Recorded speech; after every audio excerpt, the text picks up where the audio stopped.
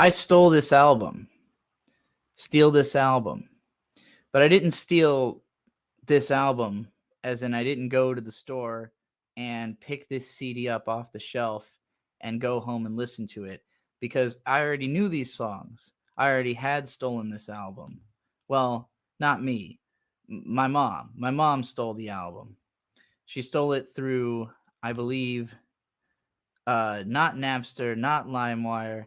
It was another one, Morpheus, another one of the uh, trading sites where you could download random files. You never really knew what you were getting. You just saw the name of a file in a list. Basically, it was just a place where people upload stuff. You search for a file name and you download that file. So you would go on to Morpheus and do something like type System of a Down, and everything that came up that had System of a Down in the name, you just downloaded that, hoping it was actually a System of a Down song.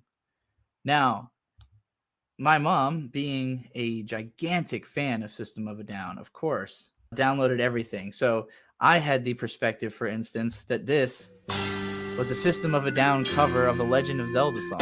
Link, here come to town, come to save the Princess Zelda. Got it put away, now the children don't. Now, if you really know Serge's voice, you know that doesn't really sound like Serge Tankian that much. It's funny to say so, but this was just like some other internet creator who made this song, and it was misattributed to Serge by people who uploaded it to these sites. But again, if you didn't know, there wasn't Wikipedia. There was no information about what songs are real or not on these albums you're listening to. So there was a whole bunch of stuff out there, including every single thing that did actually feature Serge Tankian, of which there was a lot. The Head PE song Feel Good, this is still in my rotation to this day. Always been a fan. Patterns with Tony Iommi is a really good song. Basically, the year 2000, 2001, the members of System of a Down really got out there, really teamed up with everybody. Look at this. The Where the Streets Have No Name, that has Flea, Tom Morello, Maynard James Keenan. I don't know these other guys. I'm sure they're equally important. Rage Against the Machine's drummer is like a guy with a guitar. Okay, whatever. Look, my point is these guys, they collaborated all over the place. This doesn't even include the Shame cover with Wu-Tang, which I think is attributed to the whole band being featured, because I think they probably just performed the instrumental on that. So all of this was like labeled as System of a Down songs, including this massive leak of songs that didn't make it onto Toxicity. And this is where I think the history of this album really gets interesting and is kind of underspoken, because historically, up until the internet age, if you wanted people to hear your music en masse, you had to like go through a publisher who was going to be able to, print your music en masse. And there's a limited amount that they can like reasonably print. Like if you're trying to make a double, a triple album or whatever, the cost just goes up doubly. You have to be like a significant artist to be able to pull that off. And System of a Down was becoming a significant artist. The album Toxicity made them a significant enough artist that they literally did a double album not long afterwards in the form of Hypnotized, Mesmerized. Now, granted, they ended up splitting it up and releasing it as two separate releases, because they knew that would make a lot more money than actually releasing it as a double album, which would have costed a lot. It's not the best business decision, especially when we were entering the digital age where people are downloading stuff en masse, and especially bands like System of a Down.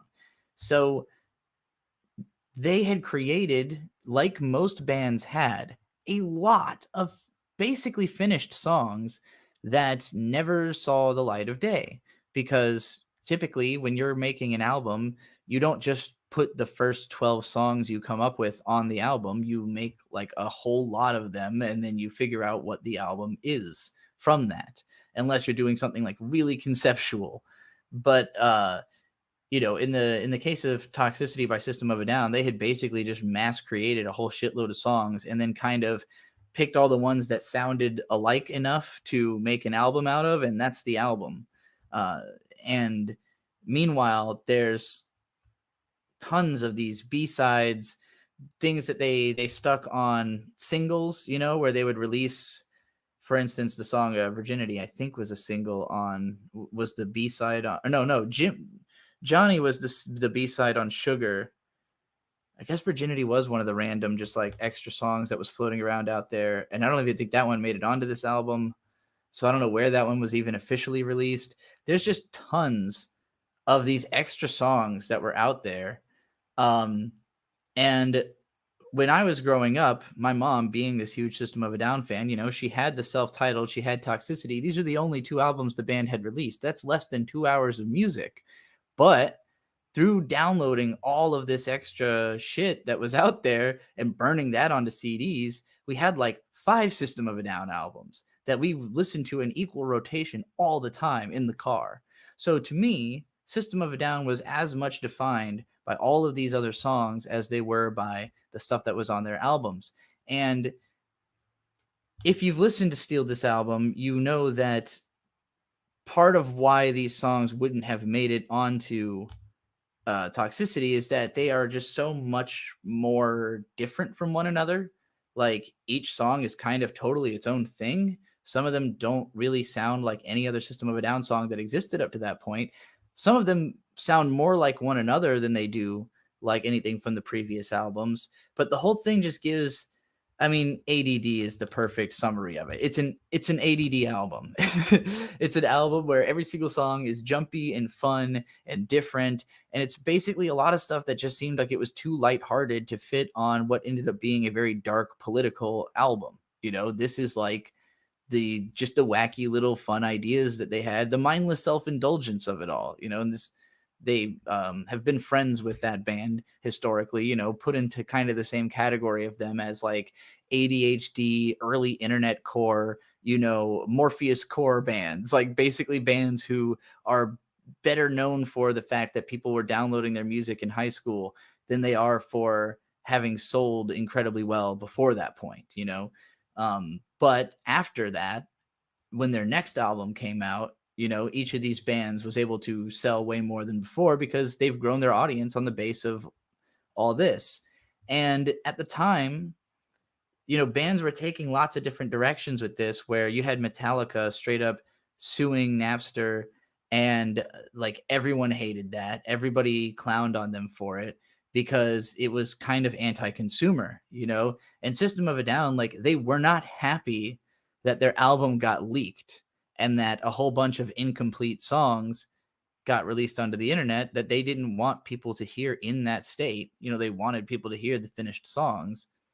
So they put together this album, but I think that calling it Steal This Album is the most important part of this to me. That they acknowledged, like, we know that you're going to steal this. Just do it. Just go ahead. You know, like, we're putting it right on the title. Like, it's a level of like self-parody of the idea that, like, you know, we know you've already heard these songs, but hey, if you really like it, if you really want to hear what we were going for, like what these sound like finished, you know, you can pay for this album or you could steal it, whatever, you know. Of course, my mom owns multiple copies of this album. You know, my mom owns every edition of every System of a Down album. She has purchased every piece of merchandise. She's got the signed copy of Surge's new book. You know, like, the fans have kept this band rich for a long time because they did things like this. Because instead of telling the fans, fuck you for downloading our music, they finished the songs and said, hey, go ahead, steal them. You know, we know you've heard them already. But what doesn't get talked about enough, I think, is just how different these songs actually were. Because a lot of them, some of them were pretty much the same. Like Chicken Stew, it didn't have the walk into the refrigerator, doors closed, lights are out, butter's getting hard. I think that's like the only real difference, is that that part was not in there. Maybe it's like structurally changed around a little bit. I think Inner Vision was mostly the same. It's hard for me to exactly remember. I was thinking Life in a Bubble Jungle at the moment, and that's why that happened in my brain. The one that I remember being the most different, New Guns and Theta Waves. Both of these had totally different hooks. And I'm trying to remember how each one goes, because this was the one I think that the original hook went like, I provide you with faith, defy you, your soul, define you to love. Oh, I provide you with your faith, I divide you with your soul, I defy you into love. Something like that. And it changed into, what have we said? Wasn't it their bed? And so for me, because I knew the original version of the song by heart, I would sing that over this hook, because in System of a Down songs, especially after this point, they did a lot of one hook underneath the other, one kind of fast talking one under one soaring hook. And so it felt natural to literally like do the one hook underneath the other hook, and it's just a fun way. It was a whole other layer to this album that I had because I knew these songs already. Theta Waves, I think, the original hook for Theta Waves was, is there waiting for you? Is there waiting for you? And it became like, now rise has been found. Time feels like a midnight ride. Finality waits outside. Weeping in perplexity's arms, caressing our smiles inside. Before I knew all those lyrics, I was singing over that, waiting for you, waiting for you, waiting for you, which goes along with the so basically I think a lot of the temporary hooks were just like written to match whatever the guitars were doing, and then like the final versions of songs usually like tried to come up with another melody over top of that, to create something a little bit more complicated and less just like straightforward. Like ultimately there weren't as many songs on this as there had been released, and like for me, all of this extra stuff, all the stuff that I was showing in like Surge's extended discography, like all of this was just intermingled with that stuff. So to me, Feel Good or these other songs, Streamline, like some of these also had just been released in obscure places. Like Streamline, I think was originally on the Scorpion King soundtrack. So like it didn't change at all, between the different versions. It was just like, here, this song, you probably haven't heard it because who in the fuck bought the Scorpion King soundtrack? A song that didn't appear on here, they had a song on the what the fuck is it called? Like House on the Hill remake soundtrack. Like I know there's other unreleased System of a Down songs or like obscure System of a Down songs that I had in those burned CDs that never made it onto this album. So like in a way, this album's also kind of a smokescreen, because if you just took it for granted that like all of the unreleased or obscure songs had been collected into this one place, it's like, nah, these are the ones they wanted you to hear. They had plenty of others that maybe they didn't let see the light of day beyond their original leaks. But yeah, I think Steal This Album is fantastic. There's some people who don't really like this album, who kind of look down on it because of the fact that it's not as like metal, it's not as concentrated, it's not it's just not Toxicity basically. And that's exactly what I love about it. Like this era to me is what made this band so lovable, because it showed so much range.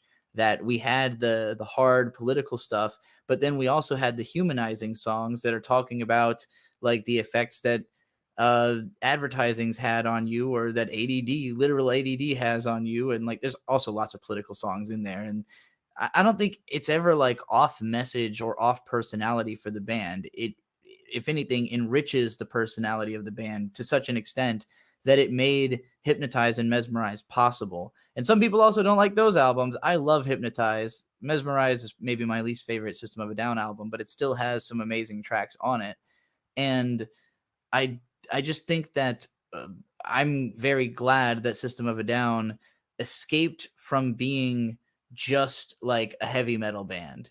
And maybe that complicated their kind of reputation in a way because, they originally were like just playing like hard ass music. And I mean, there was still a lot of artsy edge to their first two albums, don't get me wrong, but like it all was in that kind of kind of vibe. And then this album, you've got like Streamline where or Ego Brain, these songs that have pop songs, like the straight up pop songs. I mean, what's that one? I know how I feel when I'm around you. I like that is not in any way a metal song. It is just flat out a pop song, but it's beautifully done. It feels like System of a Down. It is totally in line with their songwriting, structural style, and everything. Like to me as a kid, it didn't seem like a different band. It seemed like I just was getting more. I didn't even like that song as a kid. I thought it's kind of boring and lame, but like it still added something. And my parents liked the song, like it was a song for people in complicated relationships who are, who use System of a Down as their method of navigating life in general. So, yeah, I agree. As Sarah said, it's maybe my favorite System of a Down release. Just so nutty and weird, and showcases everything that they can do. I feel pretty much the same way. It's like Hypnotize is my favorite like conceptual album of theirs, where it feels like the whole thing leads into each other really well, and it's got this very particular tone. But yeah, I don't think you could have even gotten to that without this like tremendously expanding our understanding of what this band could be, what they had in them to do.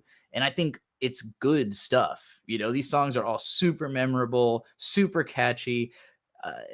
This is closer to the structure of albums that I make, where I always try to just make every song a single. I'm like, why wouldn't I just try to make every single song something everybody's going to love, And that's exactly how this album feels. It's like they're all hits, they're all bangers. It's just a collection of like displaced pop songs that happen to be made by people who like metal music and have freaky voices, and also like a heavy influence of Armenian traditional folk music. Nothing else sounds like System of a Down, and I think this album characterizes that fact better than anything else. It also, not long after this is kind of where we started getting stuff like Serart and all the weirder collaborative stuff that these guys would branch out and start doing, before the end of the band, and they all just totally went in their own separate directions. But it's never been a surprise that they could do so many different things after hearing this, after hearing the leaks even before this, which were even broader. You had even more range because you had songs that, a bunch of rap. I heavily associate System of a Down with hip hop in a way that would not come through on any of their albums at all. But because they did Shame with Wu-Tang and they did Feel Good with Head PE, like, those are two hip hop songs I've had in my head since I was a kid. So if you enjoyed this video, consider subscribing to this channel or checking out my other channels. Everything's in the link tree. My link tree leads you everywhere. I've branched out so many places through the internet over the years, and I collected it all in one piece. The link tree is the one piece. And also send me money. Okay, that's the end of that video.